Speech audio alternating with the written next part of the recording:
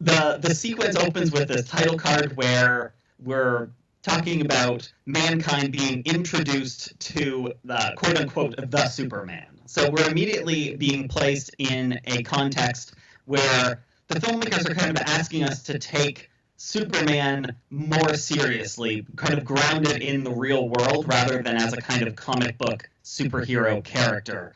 And this is, I think, part and parcel to the idea of what we would call genre revisionism. So the superhero genre is built upon a lot of assumptions and kind of conventions, where we would have a superpowered character, a kind of brightly colored costume that would have a secret identity and would have some kind of trauma that leads them to adopt this identity and fights brightly colored bad guys, always wins, good prevails, evil is punished, etc., etc.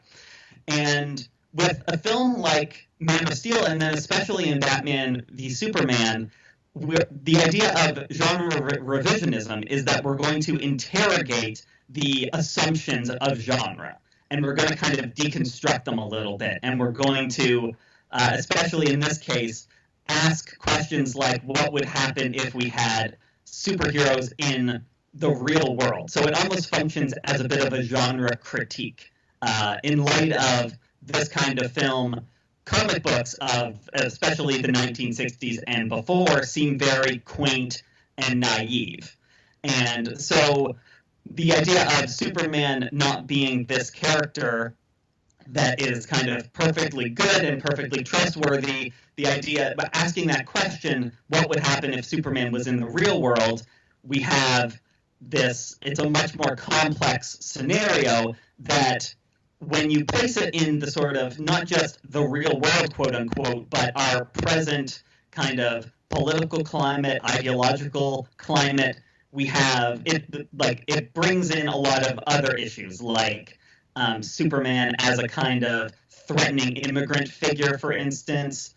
And then when we sort of see, where the filmmakers are asking us to see this narrative, Man of Steel, through the eyes now of this new character, Bruce Wayne, who of course is Batman, a character that has a very rich history in comic books, but is kind of being reintroduced here in this new context. So we very much have this scenario where it ultimately is the threatening immigrant, and we're being asked to identify now through the way the camera aligns us with Bruce Wayne's POV, point of view in this sequence, with the kind of good capitalist. So especially with the Donald Trump kind of presidential campaign that's happening in 2016 as I'm talking now, we have this good capitalist kind of fighting off threatening immigrants, is kind of how this film opens. This is all implicit, but it's all right there just beneath the surface. So stylistically, the film is definitely building on these meanings, where we're not seeing a kind of crazy, larger-than-life, kind of super colorful, bright, fun comic book world, but we have instead a kind of very real, gritty, documentary kind of world, where the camera is constantly shaking and it's very much aligned with the characters on the ground. We have a lot of debris and kind of camera effects, lens flares, things like this. What else is there to say about this? You can edit this part out. Yeah. I'm just trying to no, it's perfect. Like, yeah, you can even wrap it up. Like, what you're saying is dead on. Okay, I'm just trying to flip through this YouTube clip because it's because I'm Skyping. This room that I'm in doesn't have the best internet connection, unfortunately, which is not great for working since it's my office. Okay, so you can kind of edit this here. I'll just say. So in the film, and the sequence kind of climaxes or kind of culminates with this end where Bruce Wayne is trying to save this little girl, and it's kind of revealed that her mother has died in this skirmish, and of course this is kind of implicitly Superman's fault.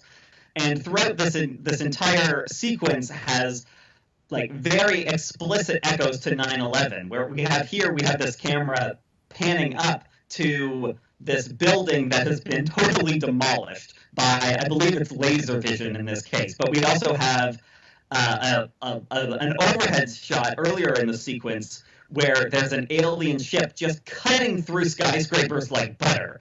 And it really is saying, like, what would a comic book be like in our real world?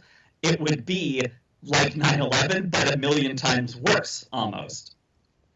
So it really wants to unsettle all of the assumptions that the superhero genre had by placing it in this kind of extremely real context, and as such, definitely creates these kinds of commentaries and meanings that you can kind of dig out when you place the film in conversation with various aspects of the kind of current political real-world climate.